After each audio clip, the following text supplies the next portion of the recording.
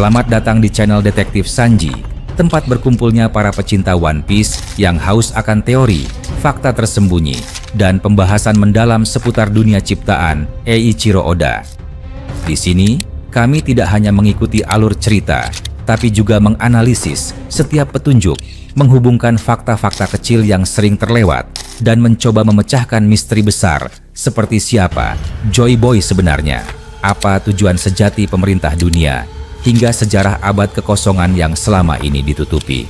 Setiap video di channel ini disusun dengan riset yang mendalam, sudut pandang kritis, dan tentunya semangat nakama sejati.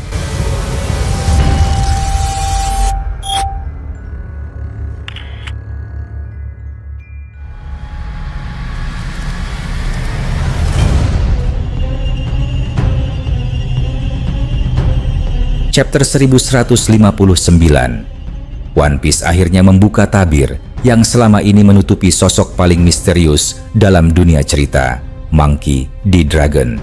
Dunia yang luas dan penuh intrik ini bergetar ketika sedikit saja kekuatan sang pemimpin revolusi ditunjukkan. Selama bertahun-tahun, Dragon hanya muncul sebagai bayangan samar, sosok yang digambarkan melalui desas-desus dan bisikan dalam ruang gelap. Namun kali ini, badai yang dibawanya tidak lagi bisa ditahan. Kabar mengenai 3 minggu penuh dengan rilis chapter baru membuat seluruh penggemar berada di titik kegelisahan. Tidak ada waktu untuk bernapas, tidak ada jeda untuk mengalihkan pandangan. Setiap pekan akan datang babak baru, dari chapter 1159 hingga 1160, dan selanjutnya menghadirkan kisah yang tidak hanya mengangkat petualangan bajak laut, tetapi juga mengungkap sejarah dunia yang berlumur darah, kebohongan, dan pengkhianatan. Dragon menjadi pusat dari badai itu, sebuah nama yang kini tidak lagi bisa sekadar disebut sebagai bayangan, melainkan kenyataan yang akan mengguncang seluruh dunia. Untuk memahami bagaimana badai ini lahir, perjalanan harus menoleh ke masa lalu, tepat 38 tahun silam, di sebuah tempat bernama God Valley. Pulau itu kini telah lenyap dari peta, seakan tidak pernah ada. Namun, tragedi yang terjadi di sana tidak pernah benar-benar hilang. Tenryubito menjadikan God Valley sebagai panggung permainan, berburu manusia tak berdosa, dan budak yang mereka anggap hanya sebagai mainan. Bagi naga langit, nyawa hanyalah taruhan untuk sebuah hiburan. Di tengah kengerian itu, Dragon yang baru berusia 16 tahun hadir sebagai prajurit muda angkatan laut.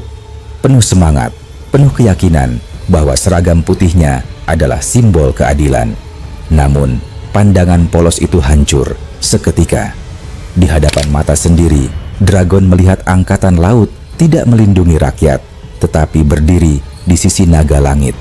Yang paling menyakitkan, ayah yang selama ini ia junjung tinggi, Garp, berada di garis depan sebagai pelindung para Tenryubito. Dunia memujinya sebagai pahlawan, media menulis namanya dengan tinta emas, tetapi bagi Dragon, gelar itu hanyalah simbol pengkhianatan.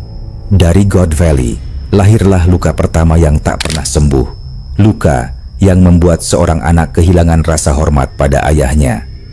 Dragon berasal dari kerajaan Goa, sebuah tempat di mana jurang sosial menganga. Bangsawan berpesta di dalam kastil, dikelilingi tembok tinggi, sementara di luar sana, rakyat jelata mencari sisa makanan di tumpukan sampah Grey Terminal. Dragon tumbuh melihat ketidakadilan itu setiap hari. Harapan satu-satunya adalah angkatan laut, institusi yang katanya melindungi semua orang tanpa pandang bulu. Tetapi God Valley menunjukkan kebenaran. Angkatan laut hanyalah anjing penjaga pemerintah dunia. Sejak saat itu, benih revolusi tumbuh dalam hati Dragon.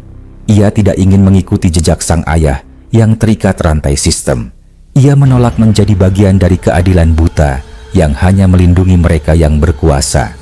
Ia menolak menjadi simbol kebohongan. Maka ia meninggalkan angkatan laut, menolak gelar, menolak jabatan, dan memutuskan berjalan di jalan penuh duri, jalan revolusi. Chapter ini tidak hanya berkisah tentang Dragon, tetapi juga menyingkap tragedi lain yang memperkuat bayangan kelam dunia. Kisah ibu dari Shanks dan Shamrock muncul sebagai simbol pengorbanan. Seorang wanita berambut merah yang cerdas, penyayang, namun harus terjebak di tengah pengkhianatan suami dan penderitaan rakyat. Air matanya bukan hanya milik seorang ibu, melainkan simbol dari setiap wanita dalam dunia ini yang dipaksa mengorbankan segalanya demi melindungi generasi baru. Di God Valley, air mata terakhirnya jatuh ketika pasukan pembersih dunia datang untuk menghapus segalanya. Sebuah tragedi yang menambahkan noda darah pada sejarah yang sudah terlalu pekat. Badai yang dibawa Dragon bukan sekadar metafora. Dalam kilas balik, pemuda itu terlihat berlatih, penuh talenta, hingga menarik perhatian perwira besar angkatan laut. Namun, kekuatan yang dimilikinya tampak lebih dari sekadar hasil latihan. Rumor beredar bahwa Dragon sejak muda telah memakan buah iblis yang memberinya kekuatan angin, kekuatan badai. Apakah itu Logia yang membuat tubuhnya menyatu dengan udara, atau Zoan mitos yang memberinya kendali penuh atas badai? Tidak ada yang tahu pasti. Namun, setiap kali namanya disebut, angin berputar, langit mendung, dan petir menyambar. Kekuatan itu bukan hanya serangan, melainkan simbol perubahan. Media memainkan perannya dalam membentuk kebohongan. God Valley bukan hanya tragedi, melainkan panggung propaganda. Dunia percaya pada cerita yang dipelintir. Bajak laut dituduh membantai rakyat, sedangkan angkatan laut dipuji sebagai penyelamat. Garp dimahkotai sebagai pahlawan, dan rakyat bersorak.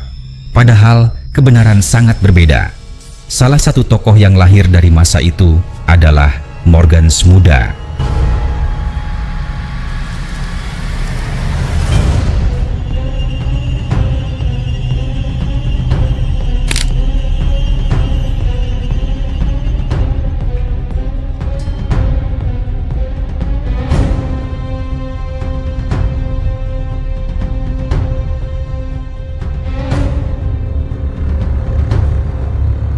Baru berusia 15 tahun, ia mulai menulis berita sensasional, menciptakan kisah sesuai pesanan penguasa. Dari sana, karirnya sebagai penguasa media dimulai, membuktikan bahwa dalam dunia ini, kebenaran hanyalah barang dagangan.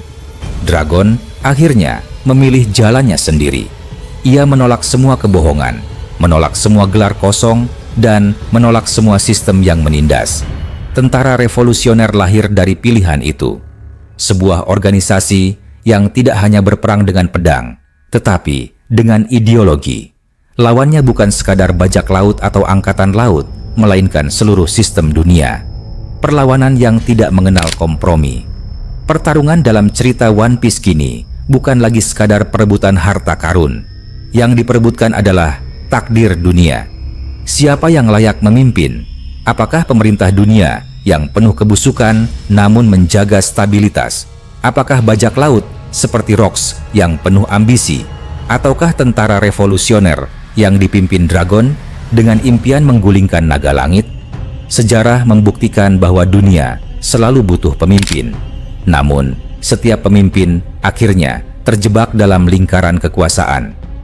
800 tahun silam, 20 kerajaan menggulingkan kerajaan kuno dan menciptakan sistem baru. Sistem itu bertahan, namun korupsi menggerogotinya. Kini, roda sejarah kembali berputar. Dragon berdiri di ambang takdir. Pertanyaan terbesar bukan hanya apakah ia bisa menghancurkan pemerintah dunia, tetapi apakah ia mampu menghindari nasib yang sama, menjadi tiran baru. Bab 115.9 memperlihatkan potongan-potongan puzzle yang perlahan terhubung. God Valley, keluarga Rock, wanita berambut merah, Morgans muda, hingga badai yang dikendalikan Dragon, semua bersatu membentuk gambaran besar. Setiap potongan bukan hanya cerita sampingan, melainkan bagian dari lukisan sejarah yang kelak menentukan akhir dunia. Badai yang dibawa Dragon kini terlalu besar untuk diabaikan. Tidak ada lagi bayangan samar. Sosok itu berdiri dengan jelas, menantang seluruh sistem dunia, membawa angin perubahan yang bisa menghancurkan atau menyelamatkan. Dan pertanyaan terbesar akhirnya menggantung di udara. Apakah dragon akan menjadi penyelamat sejati yang menuntun dunia menuju kebebasan, atau hanya penguasa baru dalam lingkaran kekuasaan yang sama busuknya?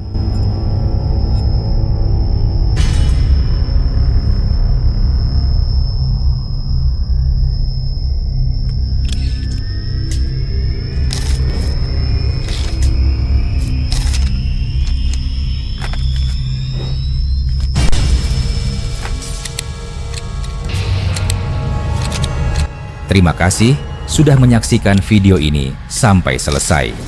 Kalau kalian menikmati konten ini, jangan lupa klik tombol like, tinggalkan komentar di bawah. Karena semua teori dari kalian juga sangat berarti dan bisa jadi bahan diskusi di video berikutnya.